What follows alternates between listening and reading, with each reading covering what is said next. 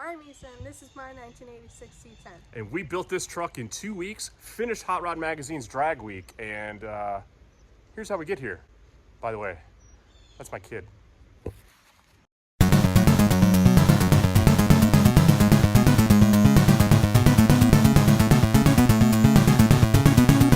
You know, we're big square body people over here, and apparently my kid has decided she's a big Jeep person now. She took the door off her truck. You're grounded. 2 weeks until drag week, and my lovely assistant and I here have a 1986 Chevrolet C10 that, well, we got to finish. And as you can see, we got a lot of work to do. But we've also done a whole lot of work. So the last time you saw this, we basically just dropped the motor and transmission in here. We have a Gen 4 4.8 with a BTR Stage 3 truck cam inside of it, backed by a completely stock and probably short-living 4L60E transmission, because as you can see over there, this little guy, the FP 78-75mm turbo with the integral cast iron log manifold, which makes fabbing this whole turbo kit extremely simple. And in the off season, that's the time that I call it when I'm not on camera, I have wrapped up, for the most part, the hot side. The turbo exhaust is not going to stay like that. This is just going to be for when we fire it up. We're actually going to be taking it down to my buddy's shop and putting on a lift to do a full 3-inch exhaust, mandrel bent all the way out the back. This big gaping hole over here is going to get filled by air conditioning. We're just not sure if we're going to have time to finish that before drag week. It will have AC, so we may just put a blank off plate in there and sweat it out. And I'm sure black truck in the southeast in September, I mean, It's gonna be fun. we might take all the doors off and just not put them back on. So we got a little bit of work to do, but today we want to talk about the lovely folks over at Painless Wiring have come on board with this project because, well, this truck's from 1986, and how was the wiring in there that you took out before? How would you describe that? Dirty, messy. Dirty, messy, gross. It had been messed with and tampered with by who knows how many previous owners. Some of the weird stuff on this truck, I need to get through this way. Thank you.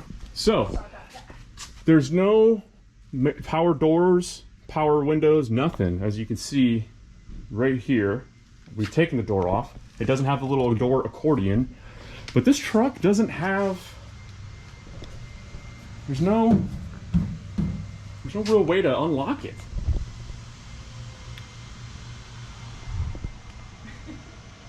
And I'm not sure what we're going to do to fix that. We'll probably end up drilling a hole through the door and reinstalling a door lock. I may just take them off of my C10. Many hours later.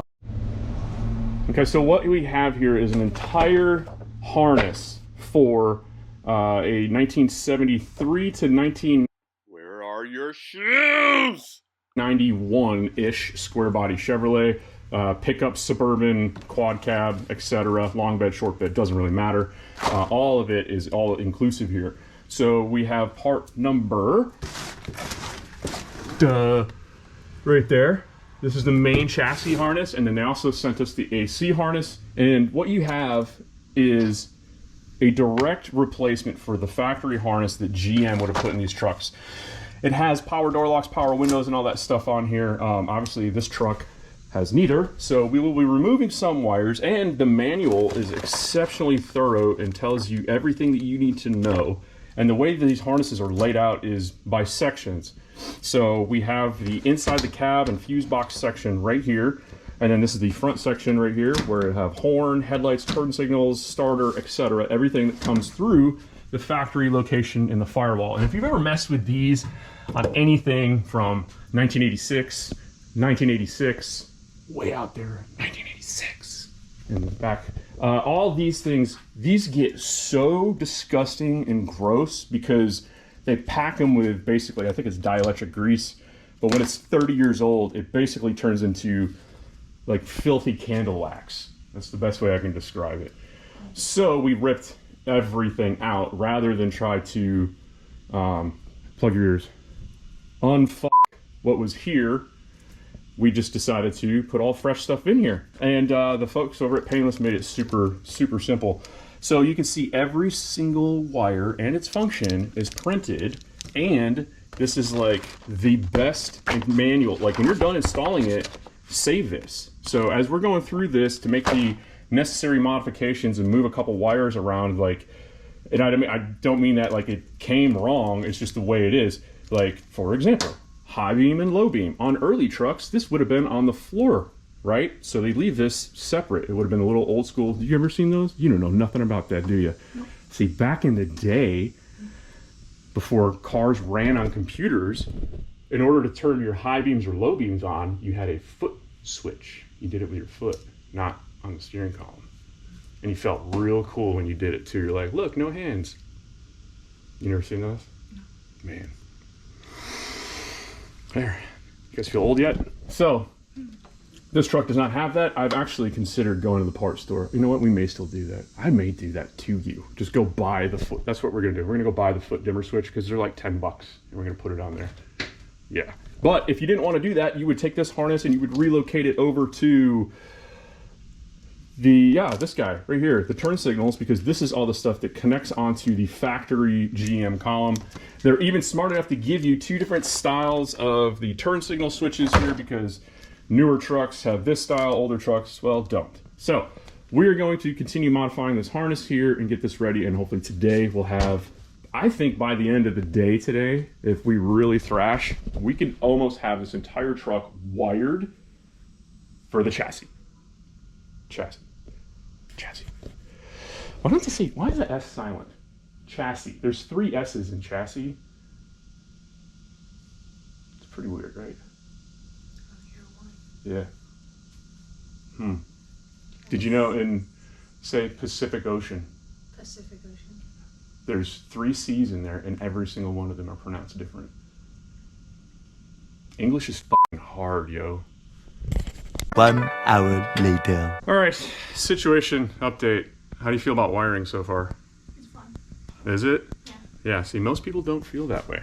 Most people look at wiring and it looks to them like this, and it kind of is if you don't know what you're actually doing, but when you really break the stuff down, it's very, very simple, especially if you read the directions, because they didn't go through all the effort to give you a 130 plus color manual for no damn reason.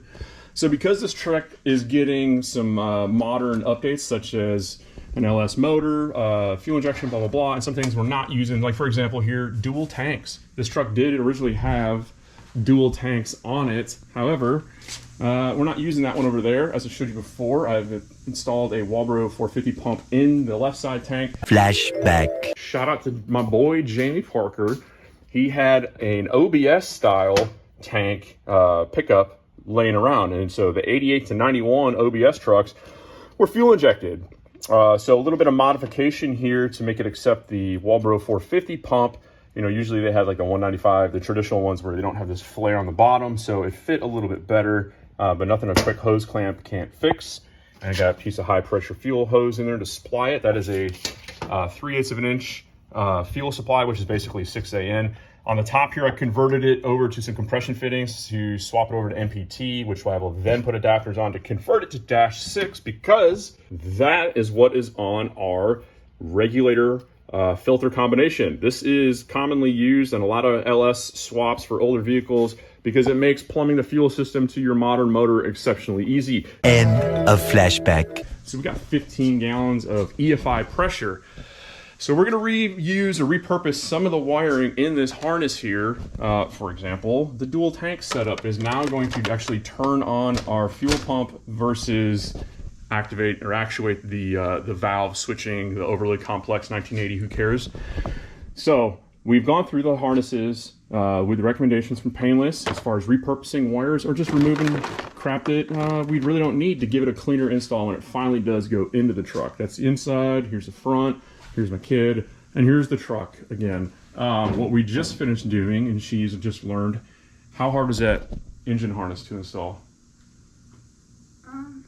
It hurt. It hurt her thumbs because she doesn't have the built-up calluses yet for snapping on the EV1 fuel injector connectors. But as far as laying it all out, it was easy. Very easy. So that's the beauty of an LS harness. So shout out to my boy Darren King, who made a donation. He had this standalone factory harness laying around and asked if we wanted to use it. And I said, show do. And shout out to my boy, Jamie Parker, hooked it up with the ECU here. So we got a mount for the ECU off of Amazon. I don't really like the idea of putting it here. I would love to hide it, and in the future we may, but for now, I don't know how much real estate the air conditioning is gonna take up underneath the dash, so I don't wanna shove it all the way up underneath there and then have to move it later. And the harness is plenty long for us to pretty much mount it wherever we want to. And also, she likes Starbucks, so she needs a place to set her Starbucks or her Monsters or whatever she's drinking in the morning on her way to college in her boosted 1986 Chevrolet square body C10. So we're gonna build a console to hide the stock ECU. And people are probably yelling, why didn't you put a Holley in it? Why didn't you put a Holley in it? Well, for what we're doing with this thing, we don't need to put a Holley in it. And it was exceptionally cheaper to go this route, especially when your friends are really, really awesome. Man, can you see how bright the sun is in my face right now? It's my future. We've been working on the gauges. This is actually a Holley dash display that I had for my own C10. I was gonna put the 7-inch dash in this and put it in my truck, but it actually worked out really well because this is blank and we needed gauges to talk to a stock ECU, and well, none of them do at a reasonable price, but a local gentleman had a whole bunch of these gauges for a very, very About this stuff. I mean, that one's not broken. Very good price. We've got all the essentials. And then we're gonna have tack over here. So everything we need. The only one that we don't have is volts, but thanks to an $8 part on Amazon, this guy will, I don't know, probably just ride somewhere down here. This is where the radio is gonna go, but a little volt gauge is super simple. So because I have no... Ooh, yeah. I forgot I did this to my face. Oh man. And I also forgot to turn the camera on for a whole bunch of stuff. So here's where we're at. I'll turn this around so you don't have to look at this anymore. Plug wires, done. Plugs, done. Power steering, done. Somehow, maybe I missed the memo, or maybe because this is an 86, that's why, but this is just a standard power steering line off a 2001 Silverado, and it's screwed right into the pressure port.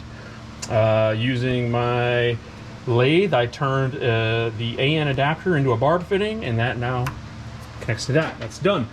The factory standalone harness that has been modified for standalone operation is all laid out here for the most part. A couple things I have to change out. We're not running a mass airflow sensor, so I need to get the IAT, inlet air temperature sensor, coming, which I do have one, along with a pigtail to break the 2 temperature wires out, wire that in, and then put a sensor in the charge pipe. Over here, we have the whole cooling stack is fully mounted. I made some brackets on the bottom and padded them to bump the radiator up a little bit off of the lower radiator support. That does 2 things. One, it raises it up so that the AC condenser is not hitting the lower radiator support, and also it pads it, protects it, and gives it a little bit of a channel to index it. Basically, I used some square tubing and then put, I found some like rubber feet that had lines, kind of like, they were pads for the mount my lathe, anti-vibration, and they worked out perfect to index in and support on this channel on the bottom side of the radiator. The goal here when mounting the radiator was that if either the condenser, the radiator, or the fan fails, we can go to the parts store and we can get what we need. We just tell them 98 to 02 Camaro, and any replacement that we get will drop right in.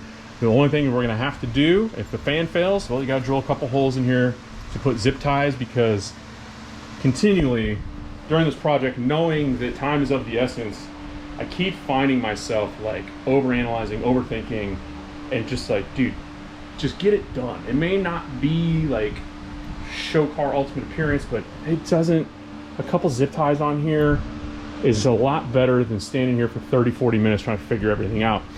Also, lower radiator hose, 2001 Silverado. Upper radiator hose, 2001 Silverado. Obviously, you can see some slight modifications need to be made. You see the cold side piping is done. I also need to get some couplers because I found I had this old box out in my shed, and I've kind of rated this thing for parts and pieces over time. And this is an air raid performance intake. It's like a universal design thing where you probably can't see anything in the abyss inside of this box, but they give you these pieces of ABS plastic. They're 4 inches, which is the size of the inlet for the turbo, and they give you cut lines to let you know, well, where to cut. So I removed the battery tray from that side. I'm going to modify and flip this bracket around because the battery tray will fit back in over here between these 2 bolts. And that's good because, well, that makes it easy for me to, well, yeah, mount a battery. Good guess. And the reason that fits there is because these things also came with diesel motors, and diesel trucks came with 2 batteries.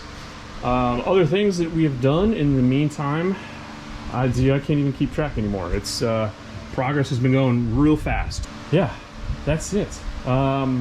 Little less now than 2 weeks. I think within a couple days, despite what it looks like, by the power of this beautiful mustache on my face, this thing will run.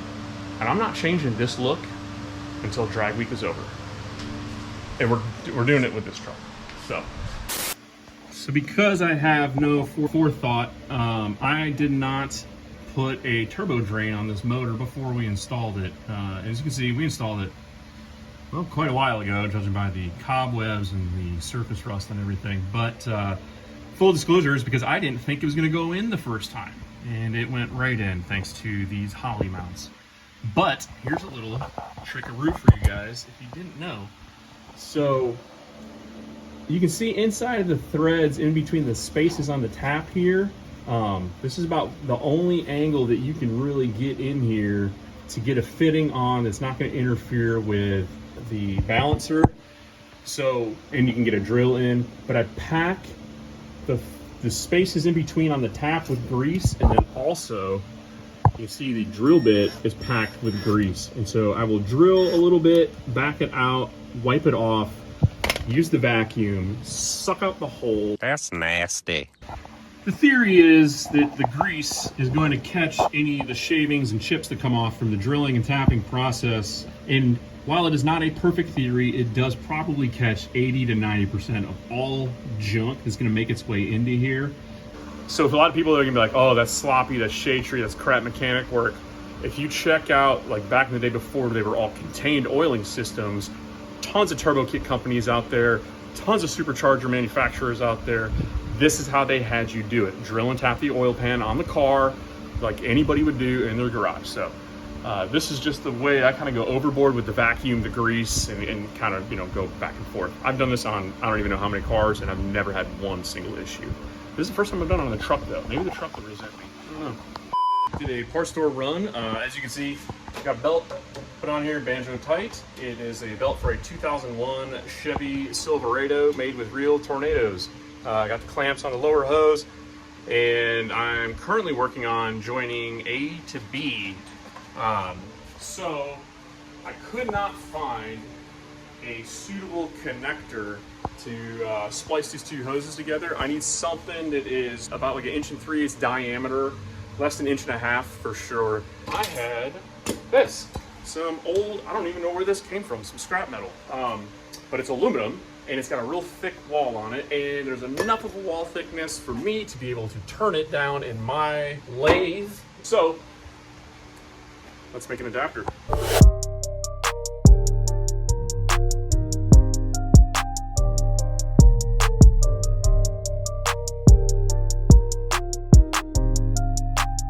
All right, after a huge mess and just absolutely wrecking my bench. So this took me about, I don't know, 30 minutes or so, but turn this ugly hunk into this using nothing but my time. Let's see if it fits. You guys are probably wondering what's taking so long. I mean, it's just a simple LS swap, and the motor and trans is already in the truck. Half the turbo kit was already done. Well, this is part of the reason why production's so slow. Chorizo. Hey.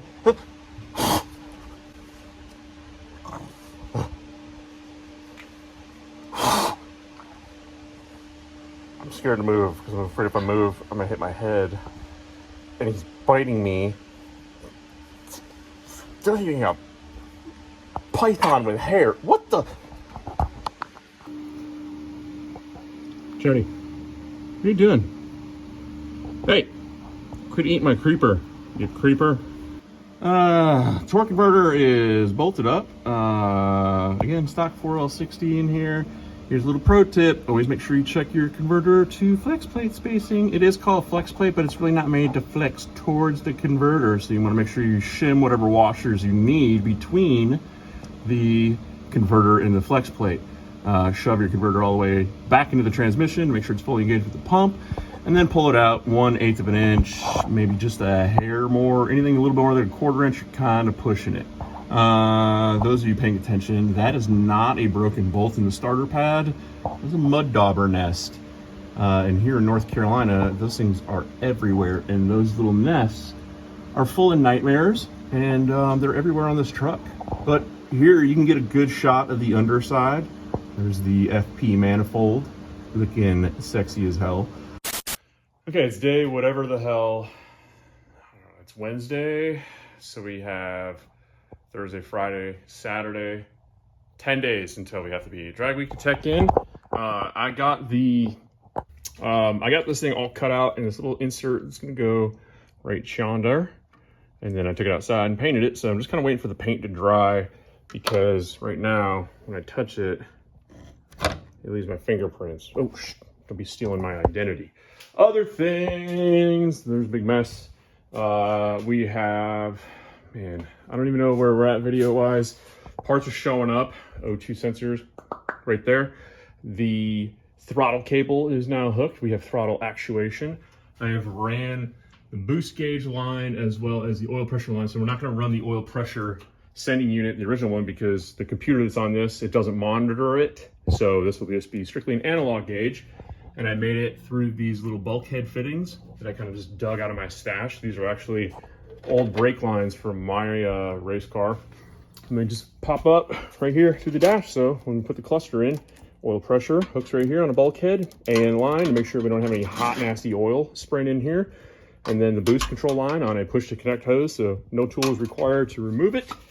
And then throttle is hooked up. I believe the throttle cable came off of my buddy Jason's truck, 2001 Silverado. And I had to just kind of clip a couple things and it slipped right in. Had this this is actually the carburetor throttle cable bracket that came off of it and everything worked. What I'm working on right now is transcooler. So this is you can see that it's your phone or your screen is not playing games with you. I did not zoom in. That transcooler is damn near as big as the intercooler.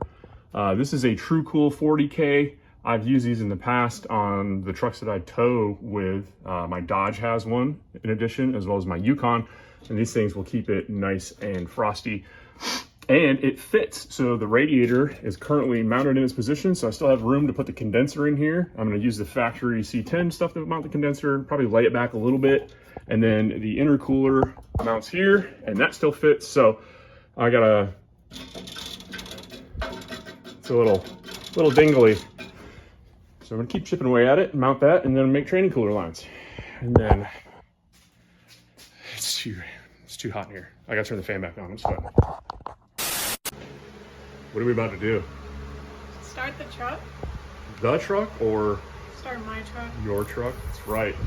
So you can tell by the look on my face and the level of growth. It's been a couple days since I gave an update because I've been thrashing, and here is where we are at. Currently, there is still no chassis wiring in here at all. However, we have the entire engine management hooked up, transits hooked up, fluids are topped off with the exception of coolant because, again, that big gaping hole over there, we may still put air conditioning in this thing. And if we can get that box installed, well, then we'll worry about that later. Right now, it is Saturday. We leave in when? Next week. That's right, 7 days. So this time next week, we'll be on our way to Darlington if we're not already in Darlington for drag week. So we got a little bit of work to do. However, the man of the hour, Mr. Jason Webster, my hometown hero, has come over to lend a hand here and also kind of give us a sanity check because he knows that I'm a little burnt out on this. So what we're about to do We got the gauges. Oh, you guys haven't seen gauges. The gauge display is done. The only ones that are going to work right now will be boost and oil pressure because they're mechanical. As you can see, boost, this. There's no wires in here. So what we're doing is just going to run power to this ECU. That one has the mount on it. This is the one we're going to use. We're literally just going to run power, and then there's a remote start. We want to see my phone hit the ground, but we also want to see oil pressure, no crazy noises from the motor, and then we're going to jack the rear end up and make sure it goes through all the gears. If all that happens, I will be a very happy man. If any one of those things go wrong, I got a lot more work ahead of me this week. Shout out to Metalcraft in Goldsboro, North Carolina. I've used them a whole bunch of times for drive shafts. We upgraded it.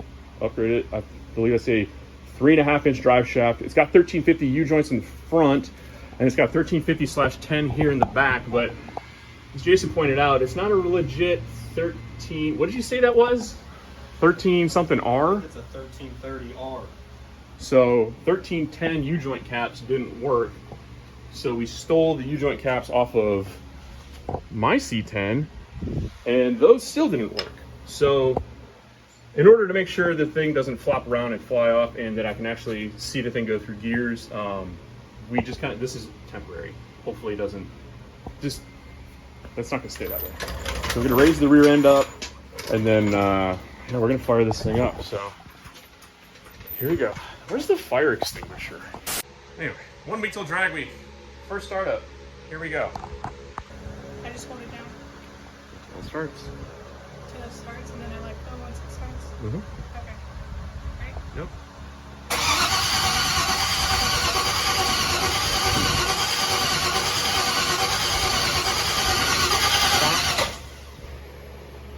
All right, that's interesting. Okay, take two.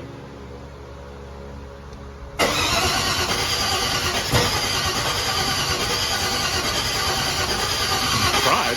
Stop. What are we missing? Open the throttle again.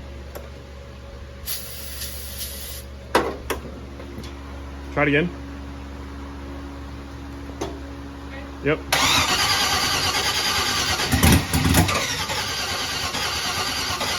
Stop. Okay, we have no fuel. We have no fuel. Does it sound like the... I wonder if the fuel pump... God, I wish I had a way to check pressure. We'll be back. Shout out to Liquid Death. Sponsor us, please.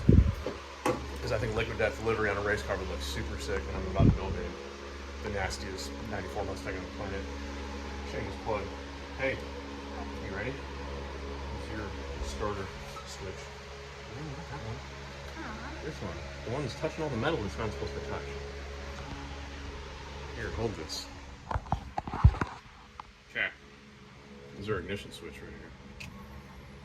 That sounds like fuel priming the right way. So I had the fuel pressure regulator plumb backwards. I've never used a Corvette filter. I'm trying not to cut my whole head off here. And yeah, I just had it plumb backwards so we didn't have any fuel. But this time, a lot better. What do you think of this mustache? I'm gonna keep it all through drag week. You can tell everybody I kidnapped you. Take 3.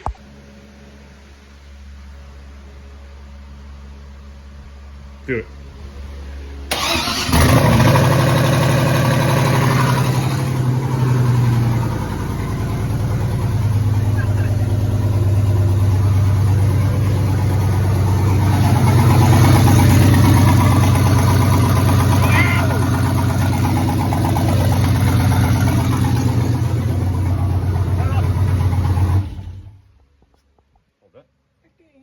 Hold that. Nope, Dad forgot something with oil. I don't know what it is. It's coming from somewhere down there with the turbo feed. So let's fix the oil leak and then we'll figure out if the transmission works. Whenever you're ready. Ready? Yep.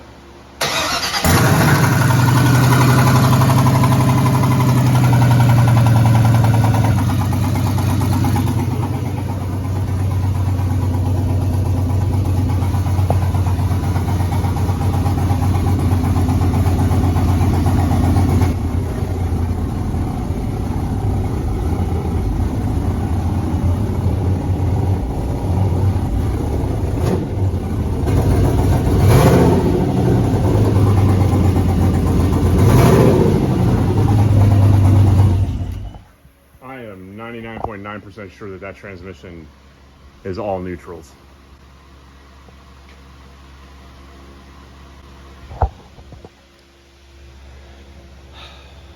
L60 life. Maybe it's just low in fluid. I'm gonna be optimistic. What do you guys think? Thanks for coming. So bad.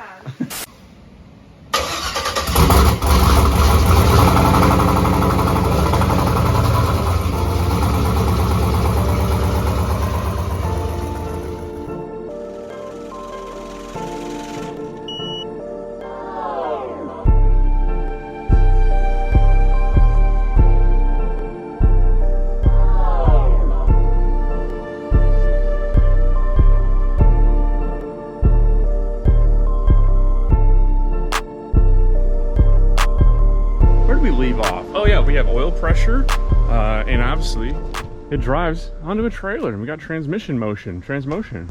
I have a whole bunch of parts loaded up into the tow pig to include a whole bunch of empty liquid deaths.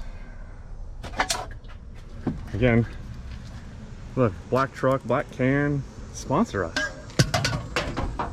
So we are heading down to Jacksonville, North Carolina to my buddy John Forbes' new shop. Forbes Fabrication. It's for my homies. Pour one out. And John is going to do an entire exhaust for us, run it all the way out the back of the truck, put a muffler on it, as well as install a QTP cutout that I found I had laying around, as well as do a whole bunch of other stuff because John has a 2-post lift and I'm 6'5" and I am getting tired of laying on a concrete floor. Got a long way to go and a short time to get there. Eastbound down, loaded up and trucking. We gonna do what they say can't be done. We got a long way to go, and it's short time to get there. I'm eastbound now, watch old bandit run. Hell Smokey's got them ears on, he's hot on your tail.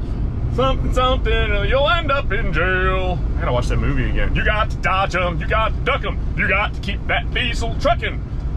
No matter what it takes. Boom, boom, boom, eastbound down, loaded up and trucking.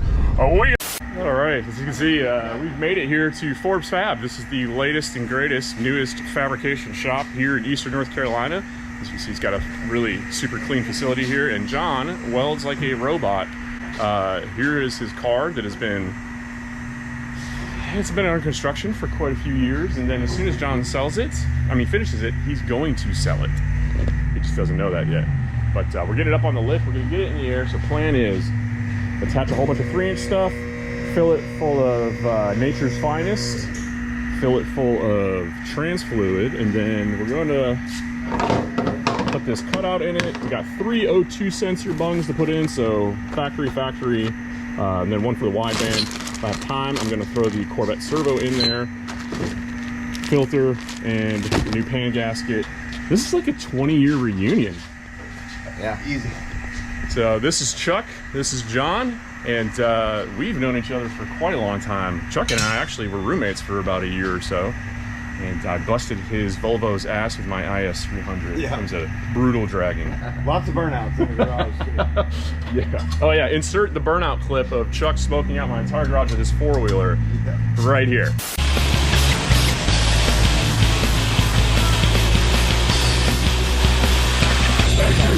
It's still smoking, Jesus.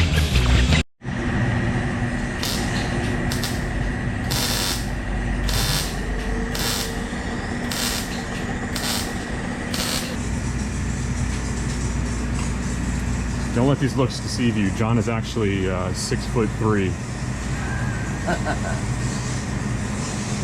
Oh, that's why this truck was $3,500. Nice. Mint. I dig it. Whew, it's hot like the dickens out here. We need to hurry this shit up, John, so I can put some air conditioning on this truck because we're gonna need it this week. Because this thing spits hot fire. We're gonna run the cheapo Rush. It's a turbo truck, so you gotta put a turbo muffler on it. But we did a quick test off camera, and actually, yeah, it sounds pretty quiet. And then I can actually hear all the terrible noises that this motor is going to make after we finish abusing it. All right. Since John has been so gracious as to let me utilize the lift to do more than just exhaust, look at, these are my Instagram-worthy welds right here, and then you got John's. Well, we don't talk about that, but we will talk about, dude, $200 transmission, and that looks remarkably good. That looks good for any 4L60, wouldn't you say? Yeah. Yeah. So we're gonna throw a new filter in it, and then throw some fresh fluid in it, and then we'll see what the oil looks like. Which the oil's been in there for all of 4 minutes of runtime. All right. There you have it, folks. Full 3-inch mandrel vent all the way to the back. We V-banded here as well as here. So if we need to drop the cross member for the trans, we take this section out, undo the hookup for the cutout. And also if I need to do anything up here, change plugs, I can undo this and take the top section out as well. I don't know what that was, but that was sharp. John also was so nice as to make me a custom drain plug for my transmission because the other one was stripped out. As if I didn't have enough hangers underneath this truck, John added a couple more. And then all the way to the back. Sexy and classy, just like all the women that I've dated. I'm just saying there's only one woman I've ever dated in my life, and that is my beautiful wife. There you go. I like it. I like it a lot.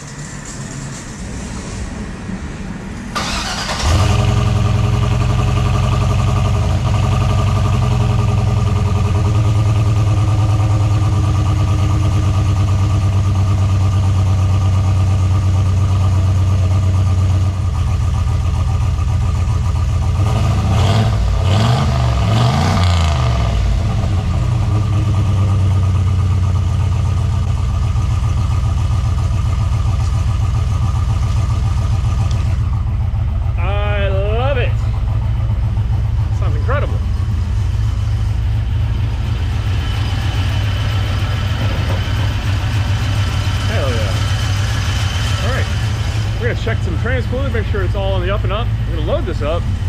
I'm gonna head home.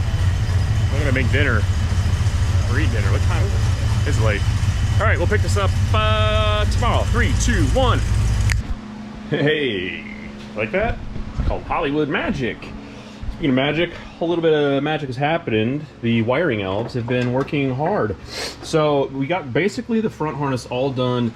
Still got to do the tail harness down here, route the starter wire, and actually I've been kind of going back and forth about this. We'll talk about that in a second. But the headlight harness is all done. The horn wires are hanging out here because I can only find one horn, and I may go get a goofy one just to, you know, make it interesting.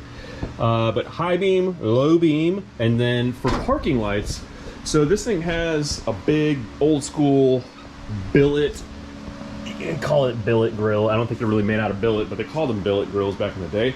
I call it a phantom grill because it literally tucks the headlights, intercooler, radiator, everything behind one solid piece. It's very, very 90s, and it kind of fits the theme of the truck here.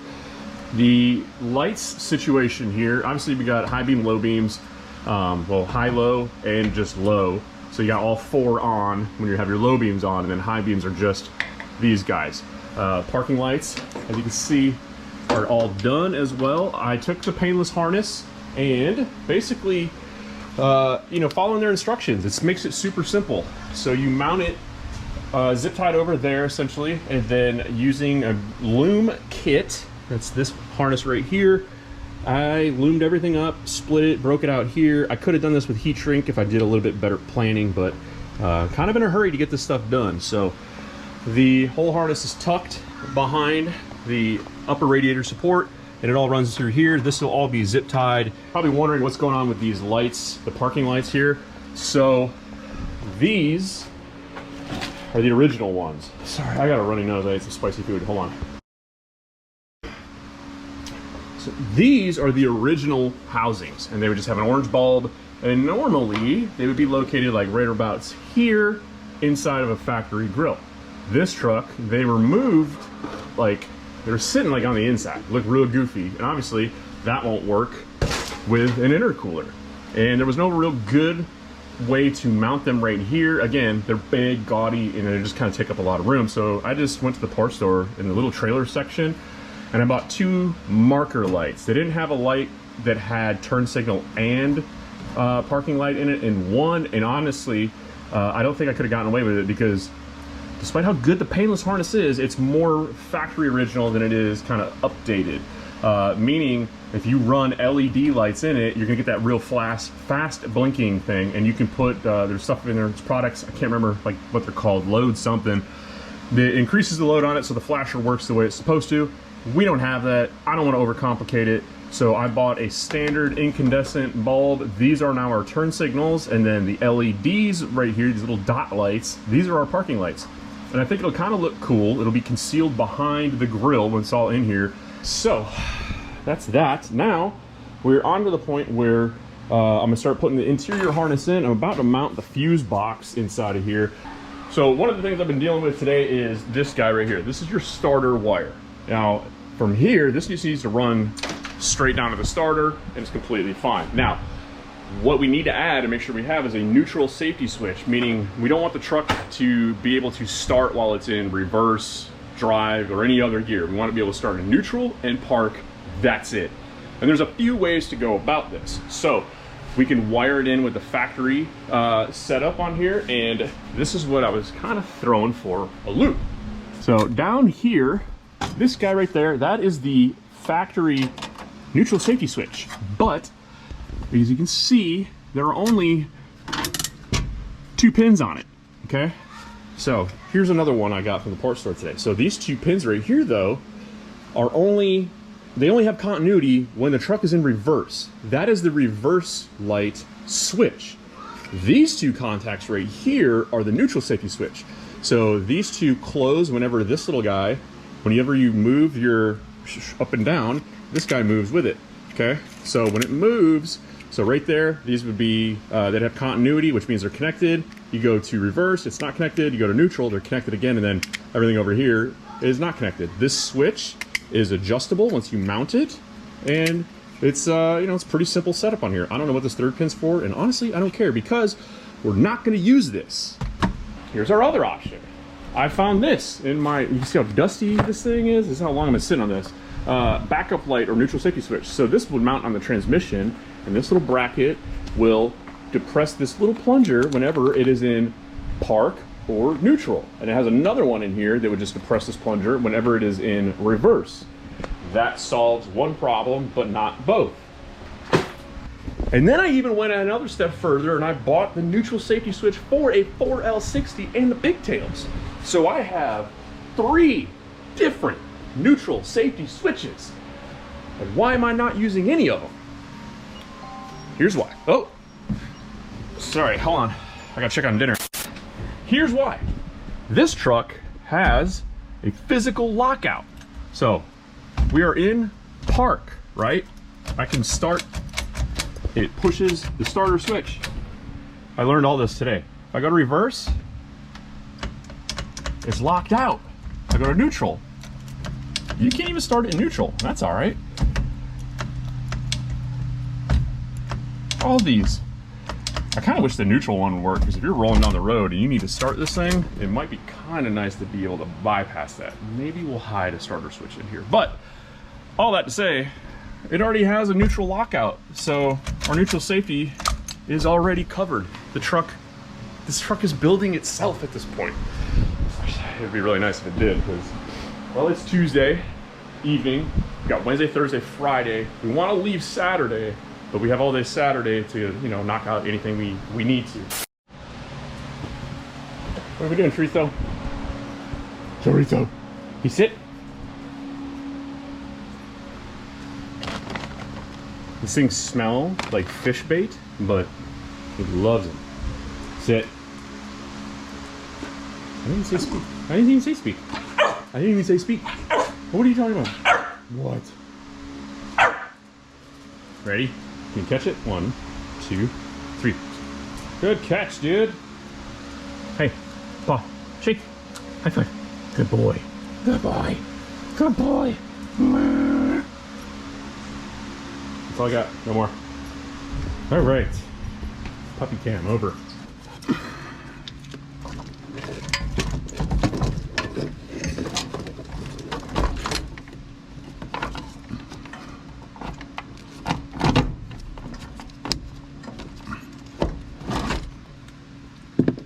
I will say this, ladies and gentlemen, if you are contemplating doing this job on your own personal C10, highly recommend removing your doors to get this done. Makes it so much easier, at least the driver's side door. Allows you to have full access without having to lay underneath the dashboard. And as a large man, coming in at 6 foot 5 inches, that is greatly appreciated. So we're mounting the fuse box right in here, which also serves as the pass-through for all the wiring on the outside of the truck, front and back, fore and aft, if you will, for all you squids out there.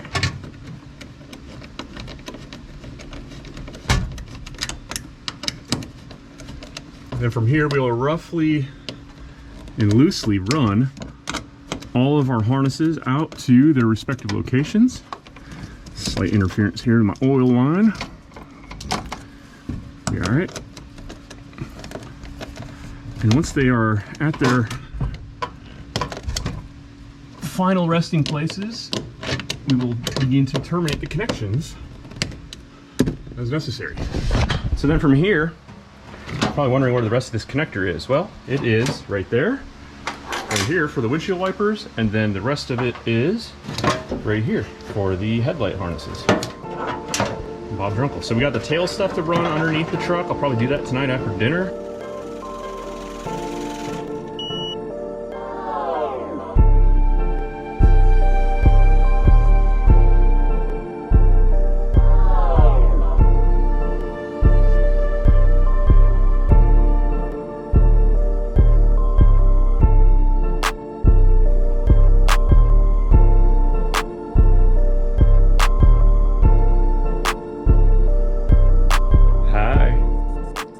Missed something? It's because you did, because the battery in my GoPro died, and as you can tell by the spaghetti and a whole lot of hydration, we got a lot done. Engine harness is completely laid out. We've even began testing this thing.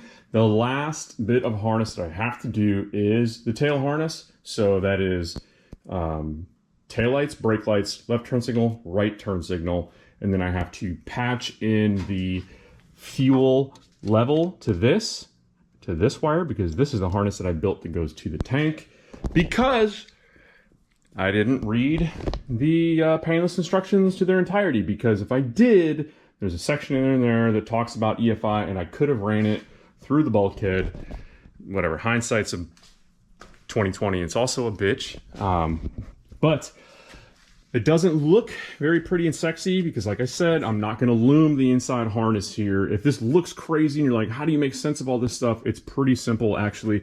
A lot of this stuff is still loose here is stuff that I have to tidy up. But I'm going to get underneath here with a bunch of zip ties and clean this stuff up. I don't want to move this oil line because it'll drip oil everywhere. However, this right here is power and the controls output to the cutout.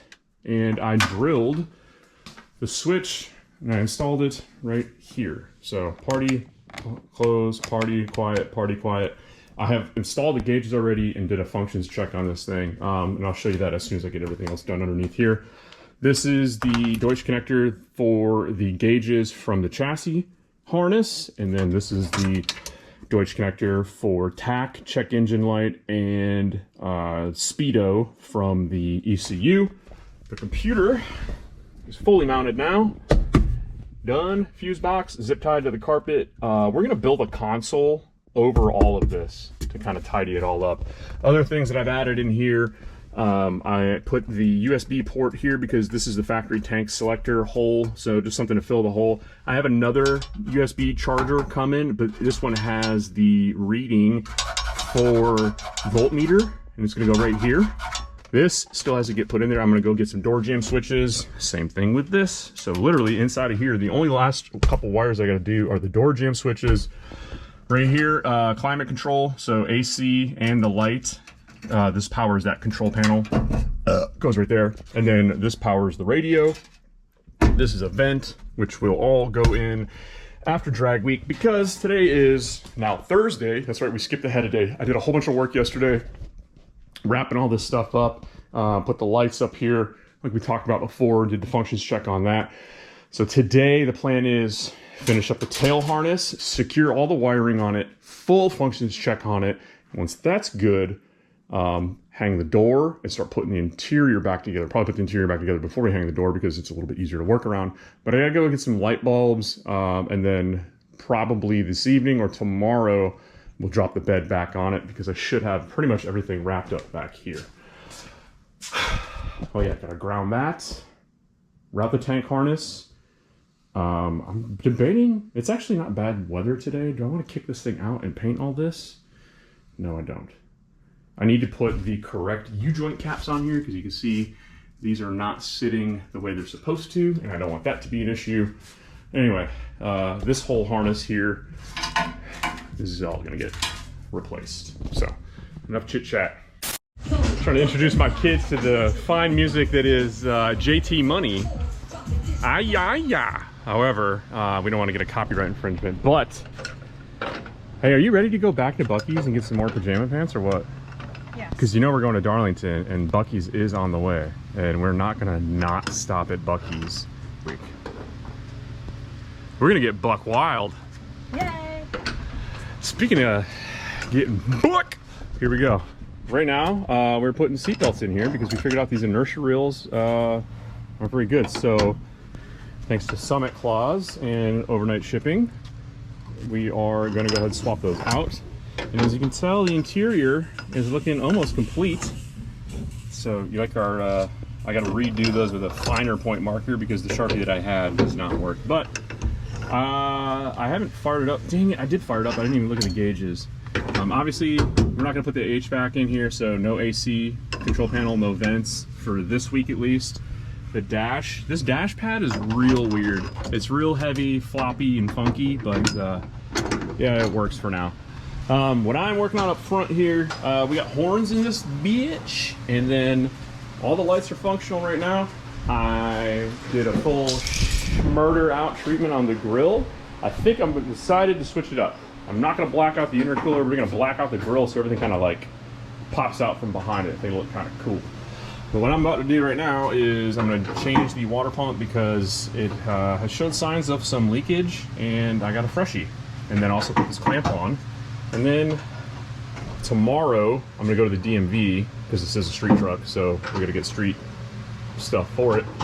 And then I'm going to block off that hole, make an aluminum panel. I got a sheet in the back, and hang a door today. And then tomorrow we will put the bed on the back of it, hook up the taillights, and we will be ready to put some miles on this thing Saturday afternoon when we drive to Darlington. It's maiden voyage. Oh, and then our homie Mason Heath, who also has a LS Swap C10, he has a set of 325 radials that are already mounted on a set of wheels that will fit our truck. So good guy Jason Webster gets his race tires back, and we have a set that saves us a little bit of time. What the hell is that? Is that oil? Why is that right there under the middle of the truck?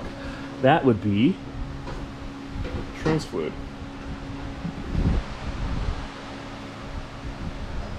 Is that trans fluid? All right, it's Friday. It's noon. We are officially registered. Had a little panic moment this morning because I couldn't find the title, and I was debating on whether or not to drill the VIN out of my C10 over there and just, you know, rivet it in here. But we didn't have to do that. So right now what we're doing, Isa is working on a little bit of beautification. The wheels are a little scuzzy. We got some black paint. We're going to touch those up real quick. We did a quick wash on this to get all the big chunks of mud off, and I just hosed this because it just kind of looked ugly, and I'm a little OCD about it. Wait, what are you doing? We don't need the hose. You already washed it, right? Yeah, with the spider. I know, but you can't paint over water, dude. Hold on. Yeah, there's spiders. Here, this is the anti-spider brush. I'll get the spiders off. So, in addition to spider removal, we got to put the door on, get the bed on. We're going to need some homies to come over and help with that. I'm going to throw the shocks on, push this thing a little bit forward into some shade. I'm going to pop the wheels and tires off, and I'm going to grease the front wheel bearings, and they're a little bit sloppy. So we're going to tighten those up, make sure those are rolling, and also do inspection on the brakes. If we need brakes, we'll probably buy them on the way down to drag week, and we'll replace them at the hotel in the parking lot, because that's a pretty simple job. Last night, got all the seat belts swapped out, and we're going to clean up the interior today because we need to get this thing ready to go. Fuel gauge, I believe this is a Ford gauge, so it will not necessarily read accurate with the GM sending unit, but that's okay, because what we're going to do is we're going to carry about 10 gallons of extra fuel in the bed, and that way, when this thing runs out of fuel, then we'll know where the gauge reads. And then when we get back from drag week, I will put the correct gauge inside of here. Corvette servo is going to go in. Got a lot of stuff we got to do, and we're going to get to it. Here we go.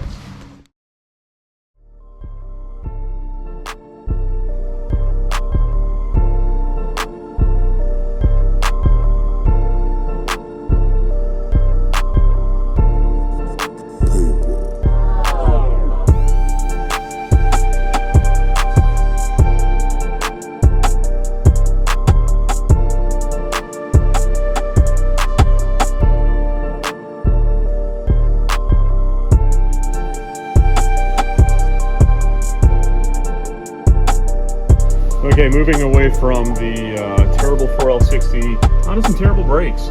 So I noticed a little bit of play in the tire and wheel when I jacked it up before, and I want to make sure it wasn't the bearing. Bearings don't look terrible. The grease is a little old, so I'm going to repack them, but these rotors, you can see they are very, very pitted, and the pads are about halfway through their life, and I'm just hoping that the calipers hang on for the remainder of drag week. So I hit up the local parts store. Here's something that you need to know. If you are into square bodies, then there are some things you need to know about the front on two-wheel drive trucks. I don't know why GM did this, but there are two different rotors for the front for your brakes. And it's two different spindles, two different bearings, two different everything. So this truck has the 1.25 inch. It's a thicker rotor. You can measure it. It should come in at 1.25. The other truck, like my brown truck out there, it's tan, but my kids call it the brown truck. It only has a 1 inch thick rotor. Luckily, I knew all this going in, and I took a pair of calipers with me to measure, and the first set of rotors, lo and behold, they tried to give me were not for this truck. So they were thankful that I actually went in there prepared. Anyway, enough jaw jacking. I got this thing ready to go. We're gonna slap it on and then do the other side. And then my neighbors are coming over at 5:30 to help me put the bed on. So cut to that now. More moments later. All right, we are all hands on deck out here at Clapped Out, Carolina. We got Jamie in here. We got Gabriel in here for moral support. Doing a good job, buddy. The GoPro died when we were hanging the bed as well as the doors. Bonus content, I found chrome lug nuts, and I'm glad that I did because every single lug nut on the rear of this thing was pretty much stuck. But we are in a thrash mode. As you can see, there's a laptop open over there, and there is one of the nicest guys I know installing a wideband in the truck because we're gonna go to the track tonight. If we can make it there. Jamie asked if you should bring the trailer. I said, yeah, because if you don't, we're definitely gonna need it. All right, I turned the light on so you can see it. And well, we missed the track because they're supposed to run till midnight. It's called Midnight Madness, but Midnight Madness became 10 p.m. madness because of lack of car count, according to them. So when I was like, we don't even have a car, we have a truck. And they were like, nah, son. So we're heading to Mexico. And it's crazy how Mexico looks nothing like Eastern North Carolina. I hope my wife doesn't see this.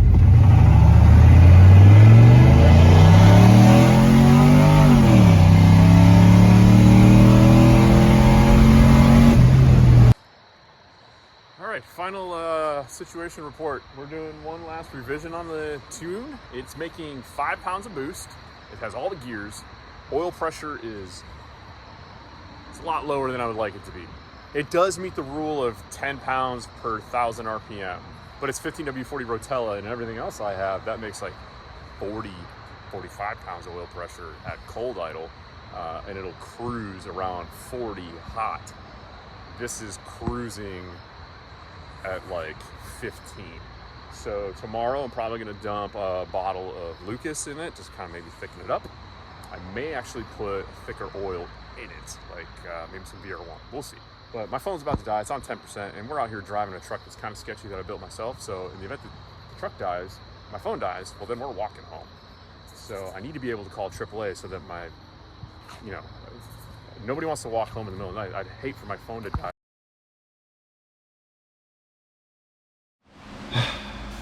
Ladies and gentlemen, boys and girls, children and babies, shout out to Manny Fresh. What we have here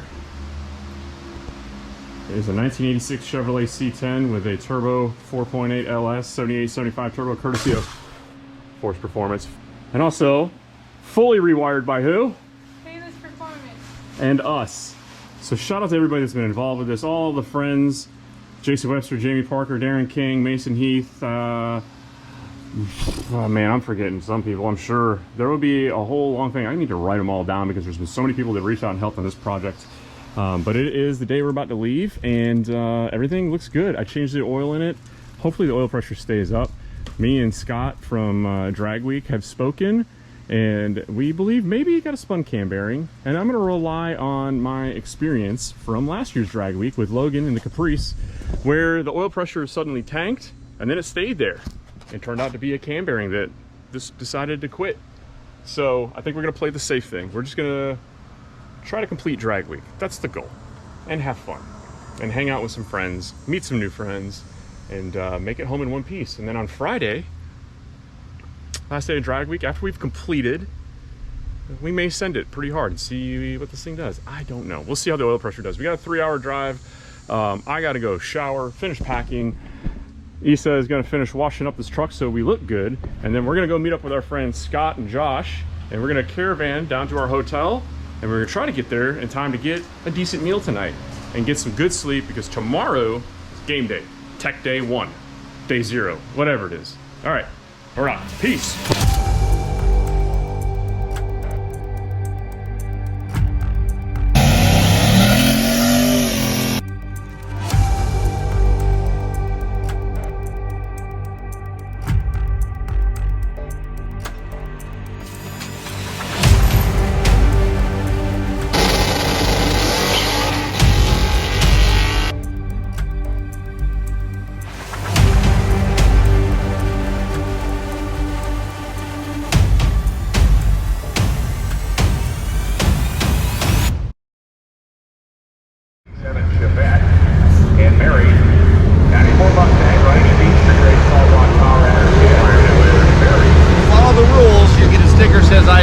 Right here.